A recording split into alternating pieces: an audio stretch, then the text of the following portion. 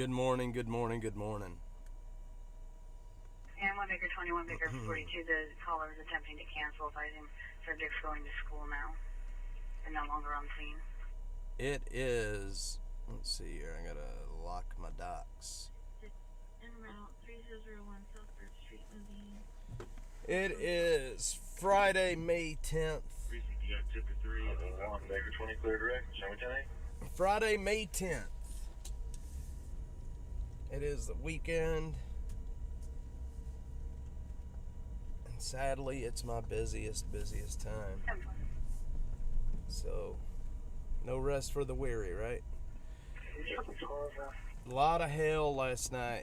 Big, large, deadly, dangerous hail. It was insane how big the hail got out in Johnson City.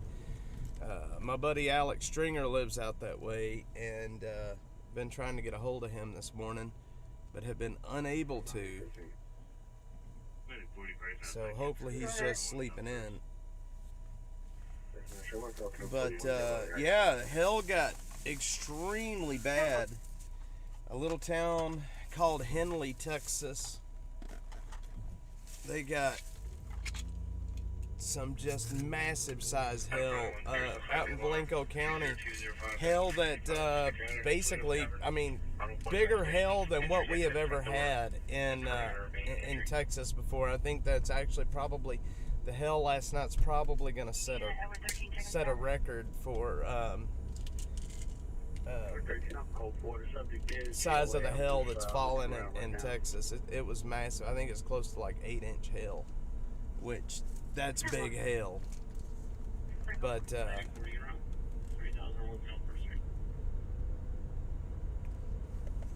and you could tell by looking at the radar last night that, you know, it was going to be bad, because at certain points, vertically integrated liquid, basically, it's looking at how much. So the radar product called vertically integrated liquid is it's a product that the weather surveillance radar puts out that looks at how much water is in the atmosphere, how much liquid is in the atmosphere above any given square meter. So when you look at the radar product, like last night, we were seeing, you know, close to 80 kilograms per meter squared of liquid, and that's a lot. That is massive hail. Anytime you get that much liquid in the atmosphere, it's big. It's bad. Yeah, it was. Yeah, the videos that are starting to come out this morning, people are starting to post them. I mean, you know, that is hail.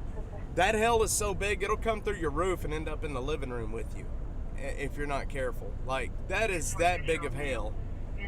You're talking like, you know, an 8-inch chunk of ice that probably weighs 2 pounds falling at terminal velocity. It will destroy anything that it hits. So that hail is deadly. I mean, even if you're sitting in your house, that hail can still be deadly. That is a massive chunk of ice that'll fall right, I mean, it'll blow right through your roof, your ceiling, and sit in your lap if you're not careful. It's crazy, man. Never seen hail like that before. So I'm gonna, after I'm done here this morning, I'm gonna drive out to Johnson City. We're gonna go out that way and see what we can see. It's that kind of hail. Not only does it, you know, is it destructive to houses, but I mean, it'll destroy trees, your vegetation. It just destroys everything. I mean, if you can imagine somebody walking around with a 2-pound sledgehammer just slamming your trees, the ground, your house, your cars, it just destroys everything. But knowing that right at 80 kilograms per meter squared of liquid was in the atmosphere above any given square meter. That's a lot. That's a lot. That is bad hell. Bad hell.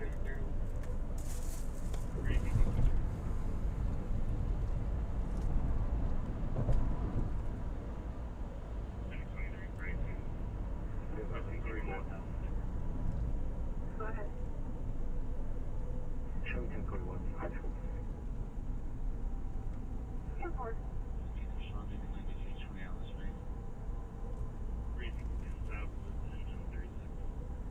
4515, go ahead.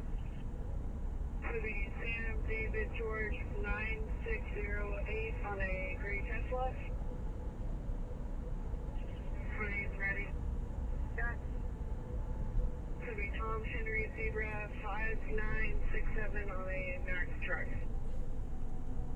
Simple. 22 around to the suspicious person, 18101 Emu Lane. All right. Caller advice. Emu Lane. Car doors. He's going to be a black male, about 5'8", passing wearing a blue hoodie, blue jeans, and a So black beanie. I cooked some chili last night at home, and I know it's kind of stupid to cook chili during, when it's hot outside, but I love chili. I love extremely hot chili. I love chili that is so hot that you take a mouthful and it just makes you want to cry. I don't know why I love hot stuff, but the hotter the better. And last night I was making some Shelby chili. Carol Shelby makes that chili. Sadly, he has passed on now, but and it got me to think. I've eaten Shelby chili my whole life, and it got me to thinking back to when I was a kid. My dad and Carol Shelby were really good friends back in the late 80s, 90s, that era.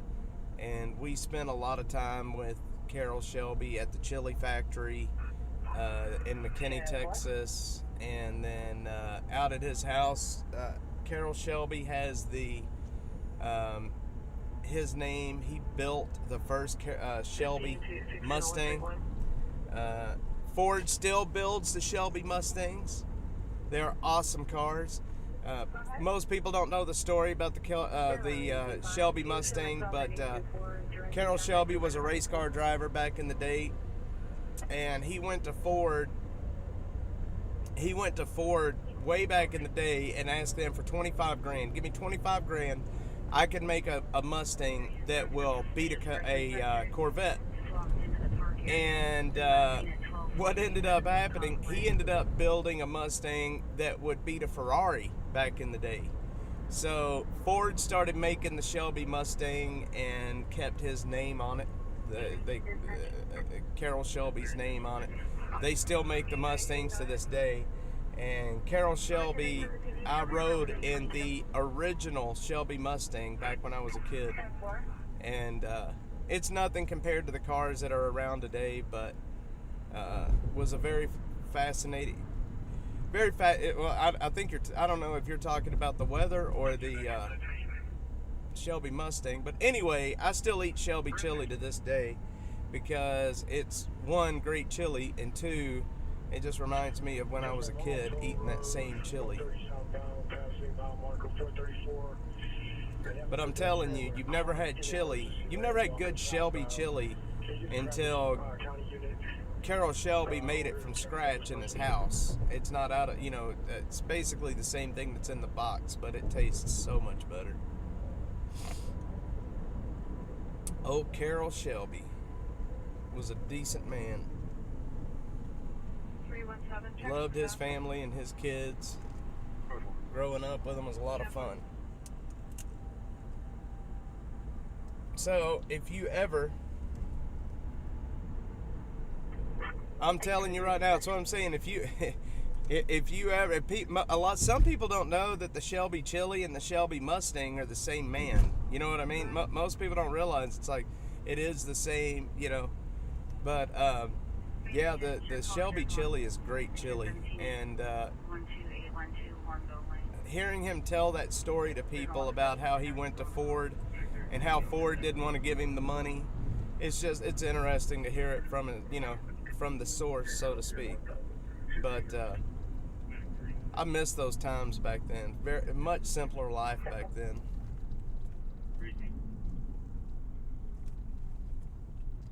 That chili factory is still there. I don't know if they're making the chili there anymore because Building 1000. 2 Siemens. chili factory was out on Old Highway 5 and just north of, in between McKinney and Melissa.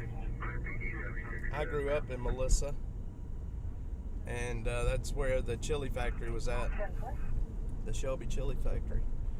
I call it a factory. It wasn't a very big building, but you could go into the front doors where the offices were, and one of the original Shelby Mustangs was in the little lobby area. They had it in there on display, which was a lot of fun to see that too. But anyway, another murder last night here in Austin. You can find it any. Shoot, I buy mine at HEB. You can buy it pretty much anywhere. You could probably get it cheaper online. It's in a little brown box. You can either make it hot or you can make it mild. You can they have they have the seasonings for either way. If you want it mild or want it hot, and I love it hot. I love the hot chili. I don't know why, but I do. I regret it later, but it's so delicious. Just look up Shelby Chili, and you'll find it.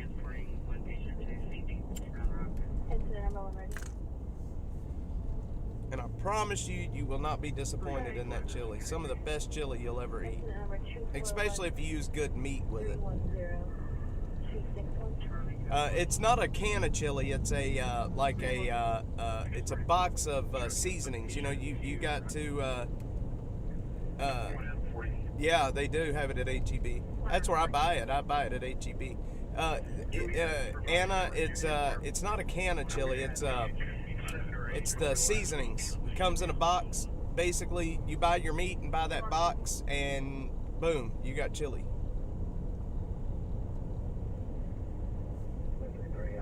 His family still runs the chili, runs that company. But he is definitely an original. Carroll Shelby is definitely an original.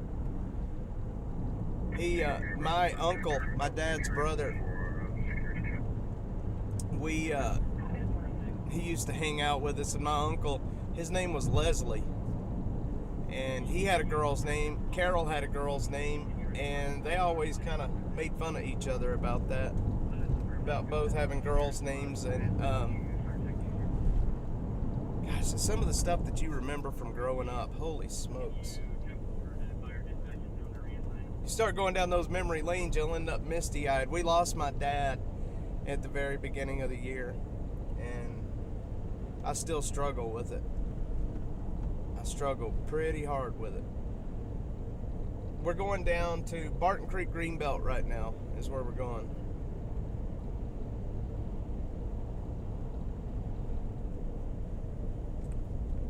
So, did any of you guys get any of the bad weather last night? Are y'all all here in Austin proper, or do you live outside of Austin? I've got a buddy that lives out where the massive hail was falling. You guys may know him, Alex Stringer, at the Alex Stringer on Twitter, Instagram. So I'm trying to get a hold of him this morning. Hopefully he's all right. But God, can y'all believe how big that hail got? I can't imagine being in I just, you know, can you imagine 6-inch, 8-inch balls of ice falling out of the air? I can't imagine being in a hailstorm like that. I can't imagine the sound. I can't imagine the destruction. It's just, it just blows my mind. But if you guys are in the area and you did get some hail, a buddy of mine, his name is Carl. He owns Balcones Roofing. The guy is awesome, and his roofing company is awesome. So if you need to get your roof inspected, give him a call. BalconesRoofsAustin.com. Give him a call and let him come out and check your roof. The guy's the best in the city. I don't know if he's working outside of Austin at this point, but I guarantee you he's probably thinking about it right now really hard.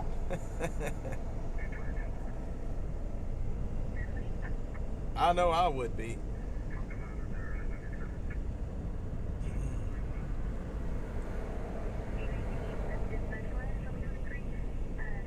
Big old train.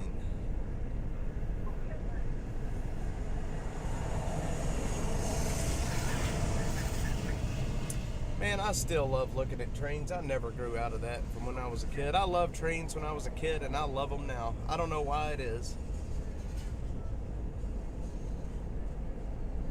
But anyway, I was going to go out and film these storms last night, but I'm a chicken. When I do chase, and I do storm photography, but I'm not a big fan of chasing after dark, and that's what was going to happen last night. The storms were going to be here after dark, and if you can't see what's happening, I just don't want to be anywhere near it. So I did not go out. I stayed with my family because I knew that there was a chance that the weather could get really bad, and I did not want to leave my wife and kids to fend for themselves. Yeah, I love looking at the trains. I don't know what it is, man. It's like something that you just never grow out of, you know?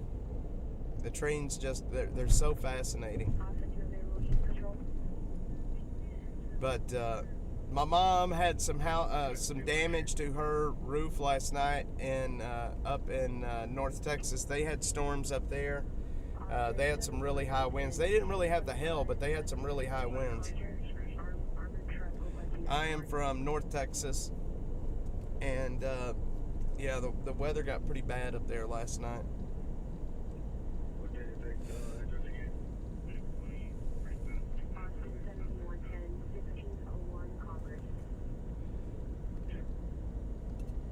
You know, I can imagine, I think it would be awesome to be a train conductor, to be quite honest, or an engineer, or whatever you want to call it. I just, to be able to just, you know, see the country, you know, especially out here in Texas when you get out west and it's just wide open, and places, you know, like going up through the Rockies, Colorado, I mean, Montana, I just can't imagine some of the beauty that they get to see.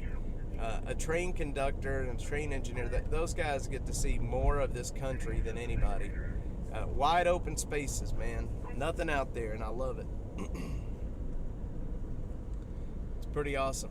Did y'all see that there was a video floating around, I know it was on TikTok, where there was a train that was caught, I can't remember exactly where it was at. It may have been in Kansas. I can't remember where it was at, but there was a train that was stopped on the tracks, and a tornado hit it. You could see the tornado coming, and the conductor turned his camera on his phone. You could see the train coming, and they're like, holy shit, what do I do? Do we get out of the train? Do we stay in the train? Like, what do we do?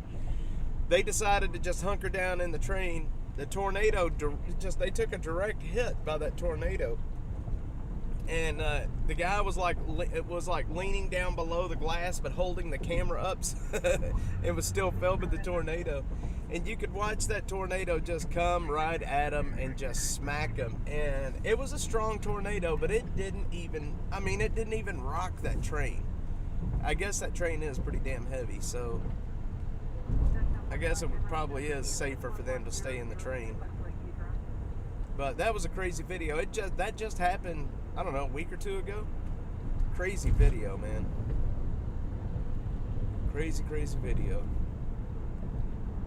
And then afterwards, they were talking about how they did have some of the cars off the tracks. I think they were saying it was they had some cars on the ground. I guess that means it was off the rails. But Mother Nature is a beautiful thing. So there was another murder here in Austin last night. During all the weather, there was a murder. I'm trying to get more information on it right now, and I'll have something for you guys a little bit later. I was stationed in Oklahoma a couple of times, not a fan.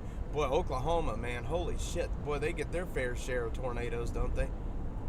I remember back in 99 when that tornado went through Moore, Oklahoma. And then they got it again in 2013.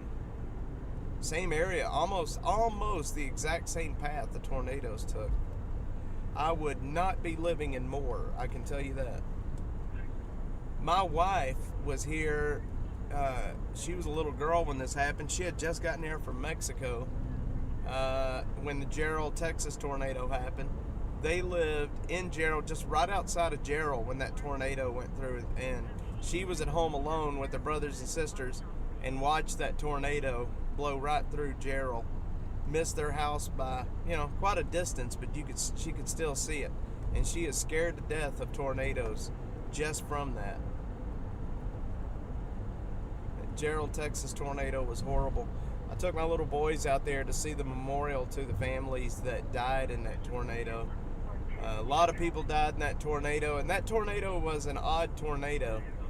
It wasn't normal, and it didn't move normal. It didn't form normal. It formed off of a gravity wave, and you can go back and if you know much about weather, you can go back and still look at the meteorology from that day. It formed off of what's called a gravity wave, which is rare, and man, it was bad. That tornado, when it finally made it into the Double Creek, I think it was called Double Creek or Double something Estates. It was such a strong tornado, and it basically just hung out over that area. It stopped moving and just stayed right over that subdivision, and basically turned that whole area. It was a blender. There was hardly any debris left. It was horrible.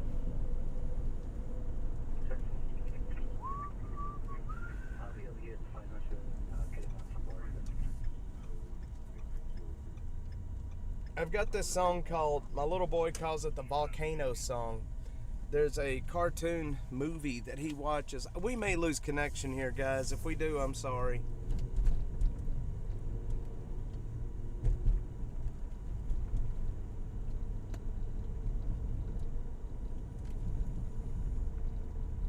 Damn it. Are we on? Yeah, we're on. So I've got this song stuck in my head right now. From the intro to that volcano, or to that cartoon movie, and he calls it the Volcano Song. I don't even know what he's talking about, but it's like, I have a dream, I hope will come true, you'll be with me and I'll be with you. I'm so crazy. Check this out, guys. They are cleaning. They are cleaning the green belt. 121, go ahead. John Boy Nora, 3379.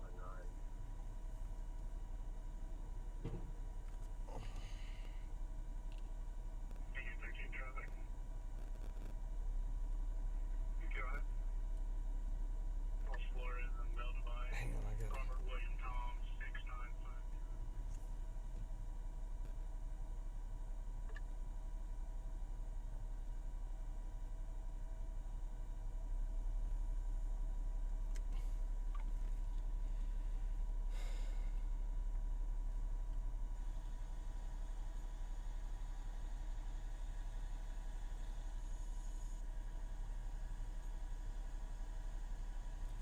And they got the big crane going over there.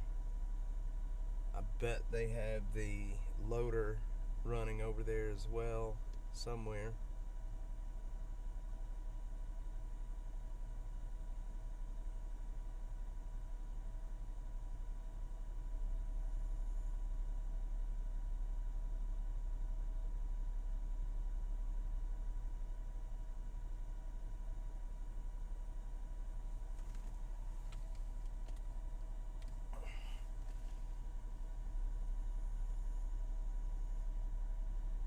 these guys, man, these men that are out here cleaning these homeless camps, they work so incredibly hard, and they get little recognition for as hard as they work, and they need more recognition because these guys work incredibly hard. Yeah, they work incredibly hard. So on the other side where they've already cleaned, we're about to go in over there. I'm gonna end the live here shortly, and we're gonna go in and take a look and see what they've done over there. So I'm gonna be live again here shortly. Like I said, I'm gonna do it. I have to do it from my phone, but